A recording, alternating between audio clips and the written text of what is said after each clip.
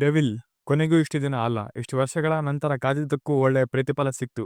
ಅದರಲ್ಲೂ ದರ್ಶನ್ ಅವರ ಅಭಿಮಾನಿಗಳಿಗೂ ಖಂಡಿತವಾಗ್ಲೂ ಈ ಸಿನಿಮಾ ಯಾವುದೇ ಸೆಲೆಬ್ರೇಷನ್ಗಿಂತ ಕಮ್ಮಿ ಇಲ್ಲ ಅಂತಾನೆ ಹೇಳಬಹುದು. ಯಾಕಂದ್ರೆ ಚಾಲೆಂಜಿಂಗ್ ಸ್ಟಾರ್ ದರ್ಶನ್ ಅವರ ಕೊನೆಯ ಸಿನಿಮಾ ಕಾಟೇರ ರಿಲೀಸ್ ಆಗಿದ್ದು 2023 ಡಿಸೆಂಬರ್ ತಿಂಗಳ ಕೊನೆಯಲ್ಲಿ. ಸುಮಾರು 2 ವರ್ಷಗಳ ಸಮಯದ ಕಾಯುವಿಕೆಯ ನಂತರ ಅಭಿಮಾನಿಗಳಿಗೆ ದೊಡ್ಡ ಸ್ಕ್ರೀನ್ ಮೇಲೆ ದರ್ಶನ್ ಅವರು ಕಾಣಿಸಿಕೊಳ್ಳುತ್ತಿದ್ದಾರೆ. ರಿಲೀಸ್ ಆಗಿರುವಂತಹ ಟ್ರೈಲರ್ ಯಾವ ರೀತಿ ಇದೆ, ಏನು ಕತೆ, ಎಲ್ಲವನ್ನ ಇವತ್ತಿನ ಈ ರಿವ್ಯೂನಲ್ಲಿ ಹೇಳ್ತೀನಿ, ಬನ್ನಿ ನೋಡ್ಕೊಂಡು ಬರೋಣ. Hi darlings, welcome to my opinion YouTube channel. Cinema Tarak cinema ನೋಡಿ ದರ್ಶನ್ ಹಾಗೂ ಪ್ರಕಾಶ್ ಕಾಂಬಿನೇಷನ್ ಬಗ್ಗೆ ಕೆಲವೊಂದು ಆಡಿಯನ್ಸ್ಗೆ ಕೆಲವೊಂದು ಫ್ರೀ ಅಜೆಪ್ಷನ್ಗಳು ಖಂಡಿತವಾಗ್ಲೂ ಇದ್ದೇ ಇರುತ್ತೆ. ಆದರೆ ಡೆವಿಲ್ ಸಿನಿಮಾದ ಟ್ರೈಲರ್ ಅದೆಲ್ಲವನ್ನ ಸುಳ್ಳು ಅನ್ನೋದನ್ನ ಸಾಬೀತುಪಡಿಸಿ 2 ಸಿನಿಮಾಗಳ ಮೇಕಿಂಗ್ ಇರಬಹುದು ಅಥವಾ ಹೇಳೋದಕ್ಕೆ ಹೊರಟಿರುವಂತಹ ಕಥೆಯ ಎಳೆ ಇರಬಹುದು. ಎರಡರಲ್ಲೂ ಕೂಡ ಅಜಗಜಾಂತರವಾದ ವ್ಯತ್ಯಾಸ ಇದೆ. ಈ ಬಾರಿ ಕ್ಲಾಸಿಕ್ ಮಾಸ್ ಸಿನಿಮಾನ ಪ್ರಕಾಶ್ ಅವರು ಡಿಬಾಸ್ ಫ್ಯಾನ್ಸ್ಗಳಿಗೆ ಕೊಡೋದಕ್ಕೆ ಹೊರಟಿದ್ದಾರೆ. 2 ನಿಮಿಷ 16 ಸೆಕೆಂಡ್ಗಳ ಈ ಟ್ರೈಲರ್ನಲ್ಲಿ ನಿಮಗೆ ನೆಗೆಟಿವ್ ಅಂಶಗಳನ್ನ ಹುಡುಕೋದಕ್ಕೆ ಟೈಮ್ ಸಿಗೋದೇ ಇಲ್ಲ ಅಂತ ಹೇಳ್ತೀನಿ. ಫಾಸ್ಟ್ ಅಂಡ್ ಫಾರ್ವರ್ಡ್ ರೀತಿಯಲ್ಲಿ ಕಾಣಿಸಿಕೊಳ್ಳುವಂತಹ ಡೆವಿಲ್ ಟ್ರೈಲರ್ ಪ್ರತಿಯೊಬ್ಬರನ್ನ ಕೂಡ ಡಿಸೆಂಬರ್ 11ಕ್ಕೆ ರಿಲೀಸ್ ಆಗುವಂತಹ ಡೆವಿಲ್ ಸಿನಿಮಾದ ಟಿಕೆಟ್ ಅಡ್ವಾನ್ಸ್ ಬುಕ್ ಮಾಡೋದಕ್ಕೆ ಟೆಂಪ್ಟ್ ಅಂತೂ ಮಾಡುತ್ತೆ. ಪ್ರಕಾಶ್ ಅವರ ಈ ಸಿನಿಮಾ ಮಾಡೋದಕ್ಕೆ ತಗೊಂಡಿದ್ದು ಕಡಿಮೆ ಸಮಯ, ಏಕೆಂದರೆ ಅದು ನಿಮ್ಮೆಲ್ಲರಿಗೂ ಗೊತ್ತೇ ಇದೆ. ಈಗ ಅದರ ಬಗ್ಗೆ ಮಾತಾಡೋ ಅವಶ್ಯಕತೆ ಇಲ್ಲ. ಆದರೆ ಅವರು ಈ ಸಿನಿಮಾಗಾಗಿ ಯಾವ ರೀತಿಯಲ್ಲಿ ತಯಾರಿ ಮಾಡಿಕೊಂಡಿದ್ರು ಅನ್ನೋದು ಈ 2.25 ನಿಮಿಷಗಳ ಟ್ರೈಲರ್ ಖುದ್ದಾಗಿ ಹೇಳುತ್ತೆ.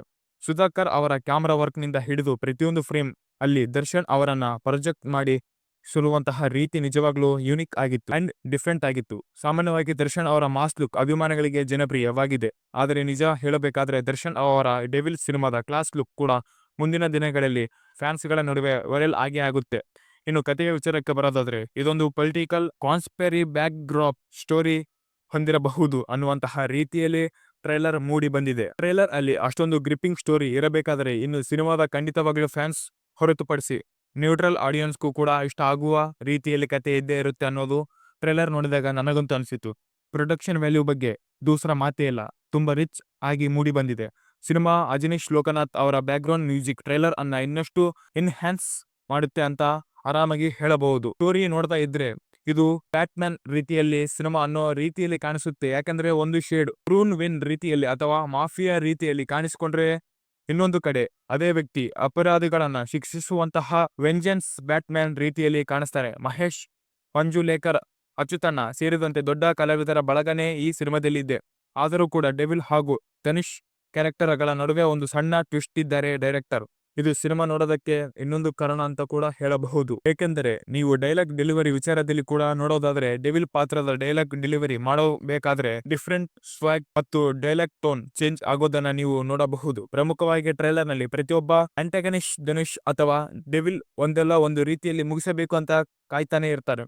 ಇದರಲ್ಲಿ ಬರುವಂತಹ ಮತ್ತೊಂದು ಡೌಟ್ ಏನಪ್ಪಾ ಅಂದ್ರೆ, ಒಂದು ಕ್ಯಾರೆಕ್ಟರ್ನ ಅಪೋನೆಂಟ್ ಮುಗಿಸಿ ಇನ್ನೊಂದು ಕ್ಯಾರೆಕ್ಟರ್ ಅದಕ್ಕೆ ಜಸ್ಟಿಸ್ ತರಬೇಕು ಅಂತ ಏನಾದ್ರೂ ಹೋರಾಡ್ತಾ ಇರೋ ಹಾಗೆ ಇದೆಯಾ ಅನ್ನೋದು ಕೂಡ ಡೌಟ್ ಬರುತ್ತೆ.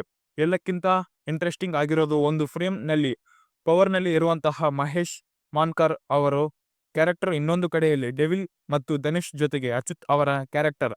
ಆದರೆ ಈ ಪವರ್ ಫೈಟ್ ನಲ್ಲಿ ಯಾವುದೇ ಒಂದು ಕಡೆ ಅಚ್ಯುತ್ ಅಣ್ಣ ಸೈಲೆಂಟ್ ಆಗಿ ಮತ್ತೊಂದು ಫ್ರೇಮ್ ನಲ್ಲಿ ಕುರ್ಚಿಯ ಮೇಲೆ ಕುಳಿತಿರ್ತಾರೆ. ಹೀಗಾಗಿ ಅಚ್ಯುತ್ ಅವರ ಕ್ಯಾರೆಕ್ಟರ್ ಕೂಡ ಇಲ್ಲೆಲ್ಲೋ ಒಂದು ಟ್ವಿಸ್ಟ್ ಕೊಡೋದಕ್ಕಾಗಿ ಕಾಯ್ತಾ ಕೂತಿದ್ದಾರೆ ಅಂತ ಅನಿಸುತ್ತೆ. ಮತ್ತೊಂದು ಕಡೆಯಲ್ಲಿ ಬ್ಯಾಕ್ ಮಹೇಶ್ ಡೆವಿಲ್ ಸಿನಿಮಾದ ಬಗ್ಗೆ ಹೇಳಿರುವಂತಹ ಪವರ್ ಇಂಜೆಕ್ಷನ್ ಹಾಗೂ ಸಿನಿಮಾದ ಪ್ರೀತಿಯ ನಡುವಿನ ಹೋರಾಟ ಅನ್ನುವಂತಹ ಲೈನ್ಸ್ ನ ನೋಡ್ತಾ ಇದ್ರೆ ತೆರೆಗೆ ಹೊಳ ಬಿಡುವಂತಹ ಮತ್ತೊಂದು ಫಂಕ್ಷನ್ ಕೂಡ ಇದ್ದೇ ಇರುತ್ತೆ ಅನಿಸುತ್ತೆ. Prakash as cooked hard this time. ಸಿನಿಮಾದ ನಾಯಕಿಯಾಗಿ ರಚನಾ ರೈ ಅವರು ಇದ್ದಾರೆ. ಟ್ರೈಲರ್ ಅಲ್ಲಿ ಅವರದು ಒಂದೇ ಒಂದು ಡೈಲಾಗ್ ಇದೆ ಅಂಡ್ ಅವರ ರೋಲ್ ಅಲ್ಲಿ ಕೀ ರೋಲ್ ಆಗಿ ಪ್ಲೇ ಮಾಡುತ್ತೆ ಅಂತ ಕಾಣುತ್ತೆ. ಅದೇನಪ್ಪಾ ಅಂದ್ರೆ, ನಿನ್ನ ನಿಜವಾದ ರೂಪನ ನಾನು ಸರಿಯಾಗಿ ನೋಡೇ ಇಲ್ವಲ್ಲೋ ಅನ್ನುವಂತಹ ರೀತಿಯಾಗಿರಬಹುದು. ಗೊತ್ತಿಲ್ಲದೆ ಇರುವಂತಹ ದರ್ಶನ್ ರವರ 2 ಶೇಡ್ ಅಥವಾ 2 ಕ್ಯಾರೆಕ್ಟರ್ಗಳ ಯಾವ ರೀತಿಯಲ್ಲಿ ಈ ಪೊಲಿಟಿಕಲ್ ಗೇಮ್ ನಲ್ಲಿ ತನ್ನ ಗೇಮ್ ಪ್ಲೇ ತೋರಿಸುತ್ತೆ ಅನ್ನೋದು ಕಾದು ನೋಡಬೇಕಾಗಿದೆ. ಹೀರೋ 2+ ನಿಮಿಷದ ಟ್ರೈಲರ್ ನಲ್ಲಿ ಪ್ರಕಾಶ್ ಅವರು ಯಾವ ರೀತಿಯಲ್ಲಿ ಯೋಚನೆ ಮಾಡುವಂತೆ ಮಾಡಿದ್ದಾರೆ ಡಾರ್ಲಿಂಗ್ಸ್. ಕ್ಲಾಸ್ ಸಿನಿಮಾದಲ್ಲೂ ಕೂಡ ಮಾಸ್ ಫೀಲ್ಡಿಂಗ್ ಮಾಡೋದಕ್ಕೆ ಅವರೇ ಬೇರಬೇಕಾಯಿತು. ವೇಟಿಂಗ್ ಕೂಡ ವರ್ತ್ ಅನಿಸುತ್ತದೆ. ಕಾಟೇರ ಸಿನಿಮಾ 2ನೇ ವರ್ಷದ ಆನಿವರ್ಸರಿ ಅನ್ನೋ ರೀತಿಯಲ್ಲಿ ಡಿಸೆಂಬರ್ 11ಕ್ಕೆ ದರ್ಶನ್ ಅವರಿಗೋಸ್ಕರ ಕಾಯ್ತಾ ಇರುವಂತಹ ಅಭಿಮಾನಿಗಳಿಗೆ ಡೆವಿಲ್ ಸಿನಿಮಾ ಬಿಗ್ ಸ್ಕ್ರೀನ್ ಮೇಲೆ ಕಾಣಿಸಿಕೊಳ್ಳುತ್ತೆ. ಇದೇ ಸಿನಿಮಾದ ನೋಡಬೇಕೆಂದು ಅನ್ನೋದಕ್ಕೆ ಪ್ರಕಾಶ್ ಅವರು ಎಲ್ಲಾ ರೀತಿಯಲ್ಲಿ ಕಾರಣಗಳನ್ನ ಟ್ರೈಲರ್ ಜೊತೆಗೆ ನೀಡಿದ್ದಾರೆ.